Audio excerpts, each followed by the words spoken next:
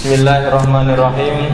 Assalamualaikum warahmatullahi wabarakatuh. Alhamdulillahirabbil alamin, wassalatu wassalamu ala sayyidina Muhammadin wa ala alihi wa ashabihi ajma'in, amma ba'du. Bapak-bapak, ibu-ibu, para jamaah yang berbahagia, alhamdulillah pada kesempatan kali ini kita bisa melanjutkan kajian kita tentang kitab Ihya Ulumuddin karangan Imam Al-Ghazali. Pada kesempatan yang lalu kita sudah membahas tentang ilmu-ilmu yang hukumnya fardu kifayah untuk dipelajari. Pada kesempatan kali ini kita masih pada bab yang sama, di mana di dalam kitab Ihya-nya Imam Al-Ghazali masih menerangkan tentang kedudukan ilmu fikih dengan ilmu ihya ini. Wirai yang keempat, ar-rabi'ah wara'us shadiqin. Ini tingkatan yang tinggi lagi adalah wirainya orang-orang atau orang-orang siddiqin atau orang-orang yang sudah di atas muttaqin. Wa huwa al-a'rad amma siwallah khaufan min sarfi sa'atin minal umri ila adadu qurbi indallah. Dia sudah tidak mau atau sudah memalingkan sesuatu selain Allah. Jadi dia ngadepnya kepada Allah.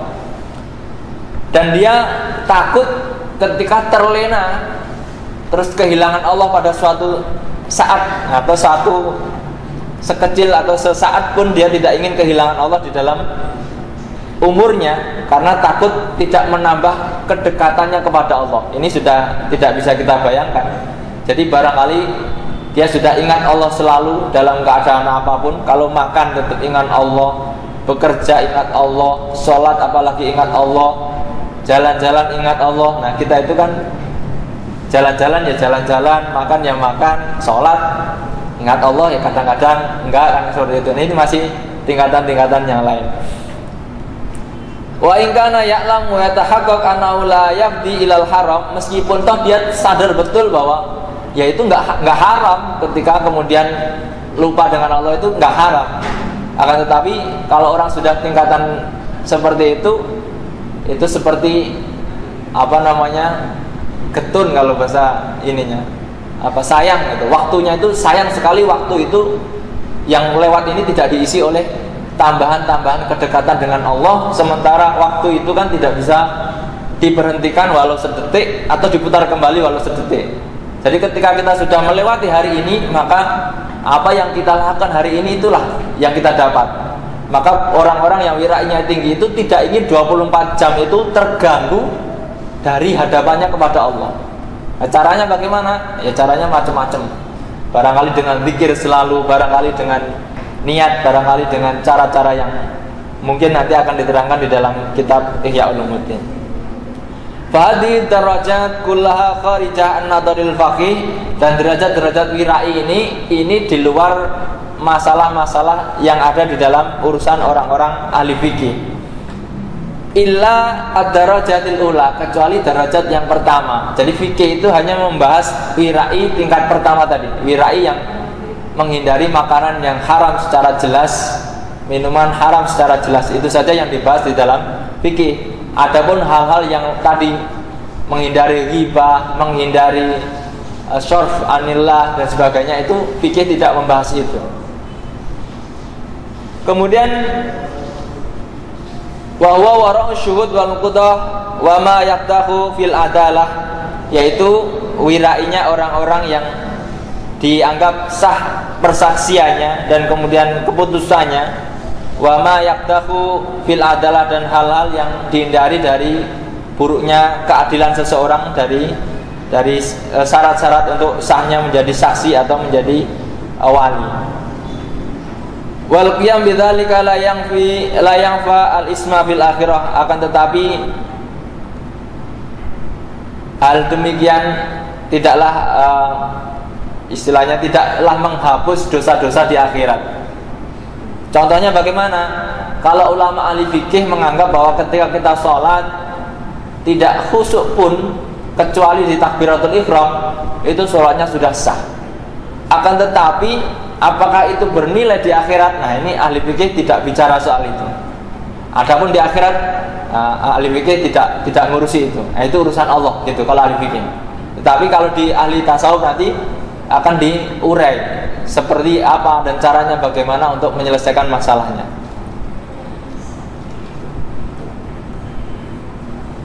Dikatakan qala Rasulullah sallallahu alaihi wasallam liwasibah istafti qalbak wa in aftuka wa in aftuka wa in aftuka. Mintalah petunjuk, mintalah fatwa kepada diri atau mintalah fatwa kepada hatimu. Wa in aftuka, senajan kau telah diberi fatwa oleh orang lain. Wa in aftuka sampai 3 kali. Jadi ketika kita diberikan fatwa oleh orang lain, ini loh, kamu begini, itu Rasul masih menyuruh mintalah fatwa dari hatimu sendiri, meskipun kau sudah diberi fatwa 3 orang. Kenapa? Pada dasarnya hati kita itu sebenarnya lebih tahu tentang apa yang tepat untuk kita. Maka ketika kita mendengar saran-saran dari orang, meskipun banyak, itu kemudian kita nggak boleh saya ngikut ini, nggak boleh. Harusnya cobalah menurut Anda itu seperti apa, karena kita itu lebih tahu tentang kita sendiri daripada orang lain. Kira-kira seperti itu. Wal faqih la yatakallam fi jazazatil qulub wa kaifiyatil amal biha. Ulama-ulama fikih itu tidak akan berbicara tentang penyakit-penyakit hati dan bagaimana menghindari itu. Contohnya ya hasud, iri, dengki, dan itu tidak dibahas di dalam fikih. Bal fi ma yaqtahu fil adalah faqat, akan tetapi ahli fikih itu hanya berbicara tentang keadilan seseorang saja. Faidan jami'un nadharul faqih murtabitun bid dunya allati biha salahu tariqil akhirah. Maka dengan demikian apa-apa yang dibahas di dalam fikih adalah hal-hal yang berkaitan dengan duniawi, yang mana dengan duniawi itu kemudian akan memperbaiki perjalanan-perjalanan di akhiratnya. Fa in takallama fi syai'in min sifatil qalbi wa ahkamil akhirah badzalika yadkhulu fi kalamihi ala sabilit tataful. Kalaupun orang-orang ahli fikih itu bicara tentang hal-hal yang ada di dalam hati, getaran-getaran hati, maka pembicaraan-pembicaraan itu mungkin hanya kama qad yanqulu fi kalami syai'un minat tib wal hisab wan nujum wa ilmil kalam, sebagaimana ketika mereka berbicara tentang kedokteran, tentang ilmu hitung, perbintangan dan ilmu kalam. Jadi ilmu itu sangat banyak sekali. Ulama fikih mungkin ketika membicarakan tentang awal Ramadan dan awal Syawal, yaitu tidak terlalu dalam bagaimana bintang berapa derajat, itu nggak sampai masuk, nggak sampai. Yang penting bulan itu kelihatan. Bagaimana caranya itu urusan ilmu yang lain. Nah, pakai teropong atau pakai langsung, nah itu nanti urusan yang lain. Jadi fikih hanya menganggap bahwa Idul Fitri itu 1 Syawal. 1 Syawal itu ketika bulan terlihat atau bulan itu nampak atau dikira-kirakan nampak. Bagaimana caranya? Nah, itu nanti masuk ilmu yang lain, ilmu falak atau ilmu hisab dan sebagainya. Jadi sebagaimana di dalam urusan hati ini, fikih juga tidak akan masuk karena masing-masing punya porsinya masing-masing. Kemudian dikatakan kama qad yaqulu bi kalamihi syai'un minatib wal hisab wan nujum wa ilmil kalam wa kama tadkhulul hikmah fi nahwi wa syi'r. Apalagi ya kadang-kadang fikih ya tidak bicara tentang hikmah di dalam nahwu misalnya, atau di dalam syair-syair juga tidak bicara tentang itu. Wa kana Sufyan Ats-Tsauri wa huwa imamun fi ilmi dhahir yaqulu inna talaba hadza laisa min zadil akhirah. Mencari ilmu fikih ini menurut Sufyan Ats-Tsauri laisa min zadil akhirah, tidaklah termasuk menambah bekal di akhirat. Kaifa? Kenapa? Wa qad ittafaqu ala anna syarfa fil ilmi al-amal bihi. Telah disepakati bahwa kemuliaan ilmu itu adalah ilmu-ilmu yang diamalkan, kata Sufyan Ats-Tsauri. Fa kaifa yadunnu annahu ilmu fa kaifa yadunnu annahu ilmu dihar wal li'an wasilmi wal ijarah wasirf. Lalu bagaimana dia bisa mengamalkan ilmu-ilmu tentang dihar, tentang li'an, tentang salam, salam atau ijarah. Jadi ada di dalam fikih itu ilmu-ilmu yang tidak bisa diamalkan. Contohnya dihar, menyumpah istrinya, menyamakan istrinya dengan ibunya, itu dihar. Ya kalau ulama-ulama di ilmu akhirah ketika dia belajar itu maka diamalkan. Dan keutamaan ilmu itu adalah diamalkan. Lah masa orang mempelajari fikih tentang dihar kemudian mendihar istrinya? Kan tidak boleh. Kira-kira seperti itu. Jadi ini analogi dari Sufyan Ats-Tsauri yang mengatakan bahwa ilmu fikih itu ya hanya menyelesaikan masalah duniawi saja. Tidak semuanya bisa diamalkan. Fa in qulta lima sawaita bainal fiqhi wa tib idza tib aidan yata'allaqu bid dunya wa huwa sihatul jasad wa dzalika yata'allaqu aidan sulahuddin. Kenapa tidak disamakan saja fikih itu dengan ilmu kedokteran, sementara kedokteran itu juga ada hubungannya dengan dunia, yaitu kesehatan badan. Kenapa tidak disamakan saja antara ilmu fikih dan ilmu kedokteran? Kemudian dikatakan wahdi tasfiyah takhalafa ijma'ul muslimin, dan penyamaan seperti itu adalah melanggar kesepakatan para muslimin. Fa'lam anna tasfiyah ghairu lazimah bal bainahuma farq. Ketahuilah bahwa penyamaan seperti itu tidak harus, dan antara ilmu fikih dan ilmu tib itu ada perbedaan. Wa innal fiqh asrafu minhu min salasi aujuh. Ilmu fikih dan ilmu kedokteran itu lebih utama ilmu fikih dalam 3 hal. Yang pertama, annahu ilmun syar'iyyun idh huwa mustafadun minan nubuwah. Fikih itu diambil dari wahyu atau dari hadis-hadis Nabi. Bikhilafiti fa innahu laisa min ilmi syar'i. Sementara ilmu kedokteran itu bukan ilmu syariah. Jadi sama-sama untuk kemaslahatan duniawi, akan tetapi kalau fikih itu dasar-dasarnya dari hadis Nabi, ayat Quran, akan tetapi kalau kedokteran itu dasar-dasarnya di luar itu atau sedikit sekali yang dari itu. Kemudian wasani annahu la istaghna anhu ahadan fi salikit tariqil akhirah al-badata la sahih walal marid. Dan juga setiap orang yang menuju kepada jalan akhirat itu tidak akan lepas dari ilmu fikih. Sementara wa amatib fala yahtaj ilaihi ilal marda wa humul aqallun. Sementara ilmu kedokteran itu hanya akan dibutuhkan oleh orang-orang yang sakit saja. Orang sehat tidak butuh dokter atau tidak butuh perawatan, kira-kira seperti itu. Nah, di sini menunjukkan bahwa ilmu fikih itu lebih utama. Kenapa? Fikih itu dibutuhkan oleh orang yang sehat ataupun orang yang sakit ketika dia menghadapi atau menjalani kehidupannya di dunia untuk akhirat. Sementara kedokteran itu hanya dibutuhkan ketika orang itu sakit, dan orang yang sakit itu al-aqallun atau minimal atau sedikit sekali. Wasalis, keutamaan yang ketiga ilmu fikih dari ilmu kedokteran adalah anna ilmil fikih mujawaru li ilmi tariqil akhirah li'annahu nadhara fi amalil jawarih.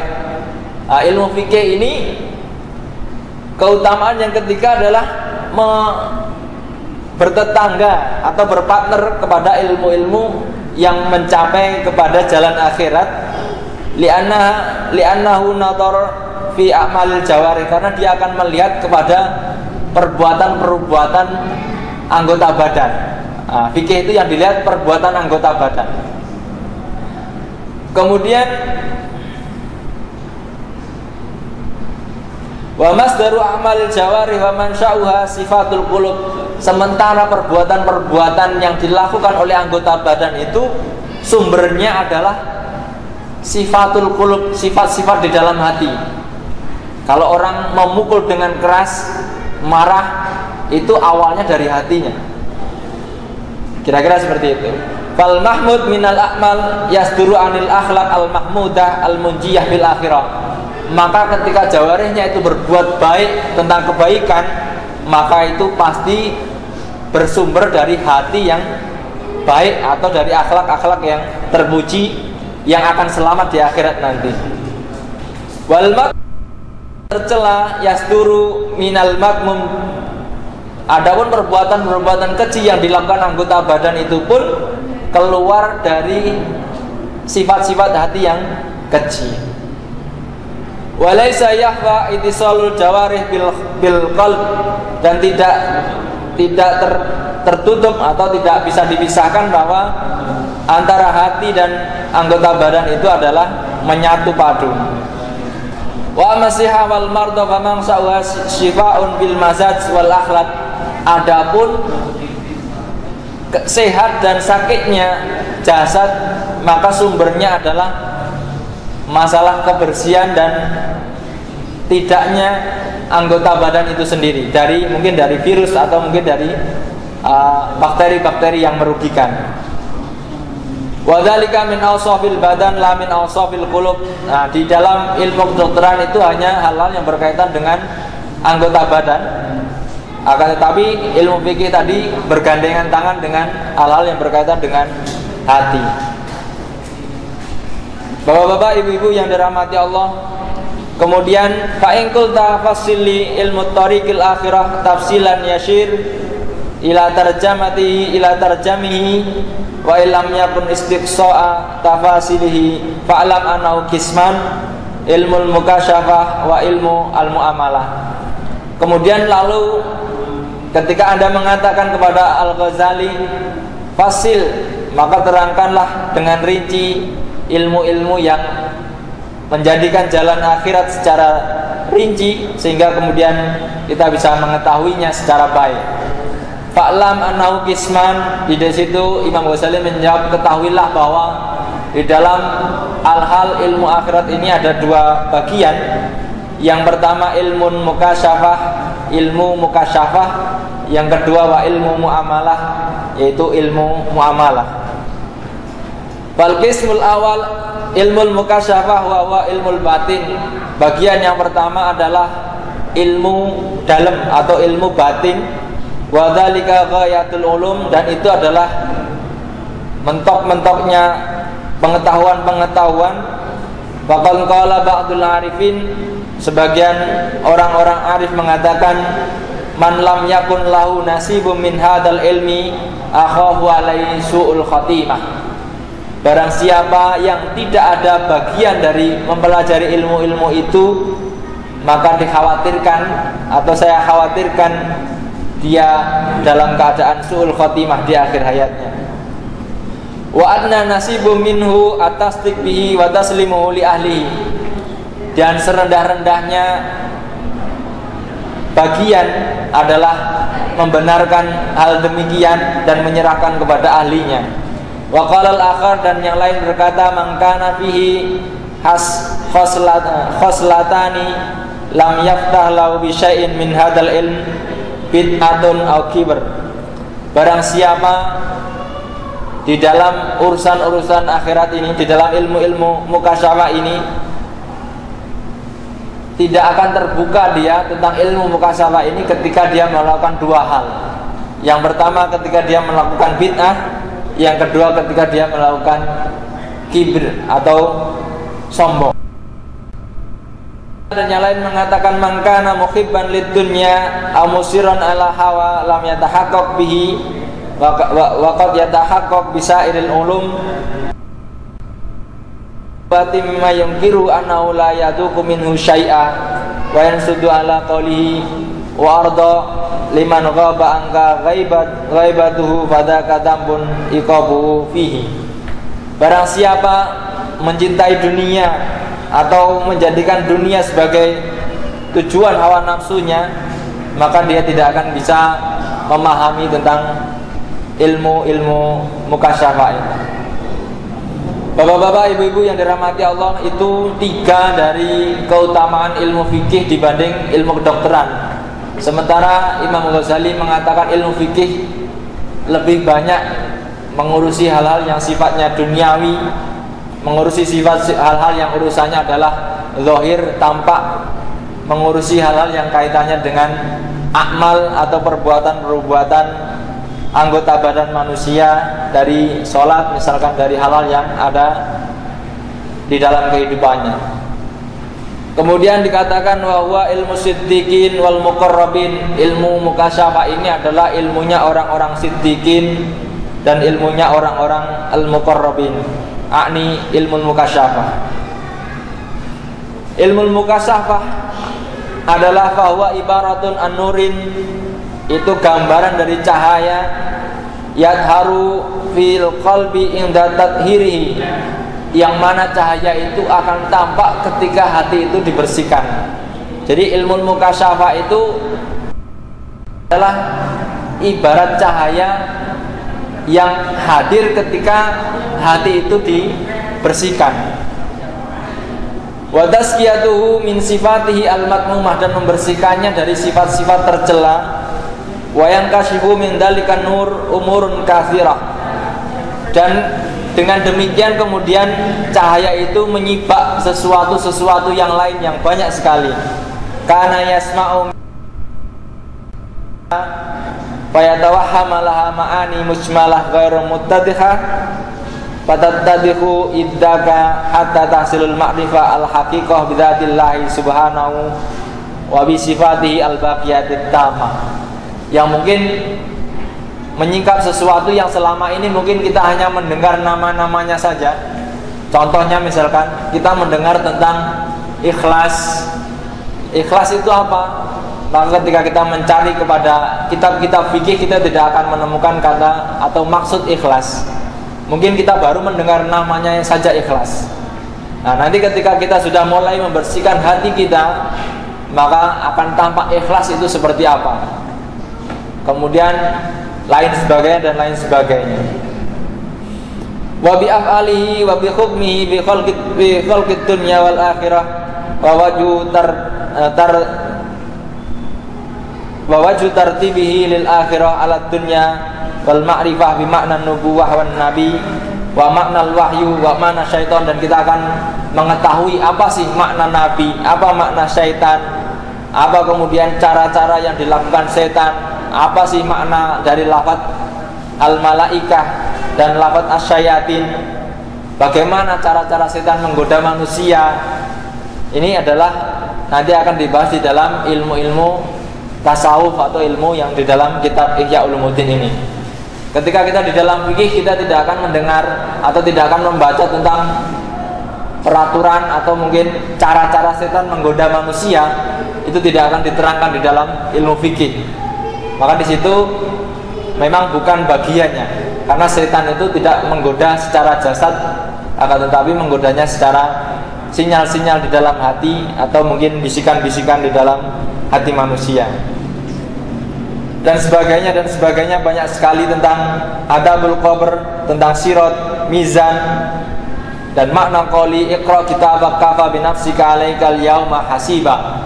Ini juga tidak akan bisa dibahas di dalam ilmu fikih. Iqra kitabak kafa bi nafsikal yauma alaika hasiba. Bacalah catatanmu sendiri. Kafa bi nafsika, cukup kamu sendiri hari ini yang akan menghisab dirimu atau yang akan menyelidiki atau menyidik dirimu sendiri. Jadi ini tidak bisa dipelajari di dalam fikih. Ini apa maksudnya di dalam fikih, tidak ketemu. Maka ketika kita baca Al-Quran, maka sebagian akan masuk pada ilmu fikih, sebagian akan masuk pada ilmu tasawuf, sebagian akan masuk pada ilmu-ilmu yang lain, ilmu kedokteran, ilmu hitung, ilmu perbintangan dan sebagainya, itu akan masuk semuanya. Jadi Al-Quran itu sangat banyak sekali memberikan pokok-pokok keilmuan yang sangat berkembang, dan tentunya kita perlu mempelajari ilmu-ilmu yang berkembang untuk kebaikan kita. Dan juga di dalam hal ini wa makna qaulihi ta'ala wa inna daral akhirata law kanu ya'lamun, dan tentang rumah akhirat. Ini kalau kita cari di fikih juga tidak ketemu bagaimana bentuknya, kira-kira seperti apa, dan ini di luar kemampuan orang-orang ahli fikih. Wa makna liqa illah, dan makna ketemu dengan Allah, wan nadhar ila wajhihi al-karim, dan makna melihat Allah. Di dalam ayat-ayat lain dikatakan wujuhu yauma idzin nadhirah ila rabbiha nadhirah dan sebagainya. Wa maknal qurbu, bagaimana yang dimaksud dekat dengan Allah, wan nuzul bi jiwari, dan berada di Allah itu bagaimana dan sebagainya. Itu adalah yang akan dibahas nanti di dalam kitab Ihya Ulumuddin ini.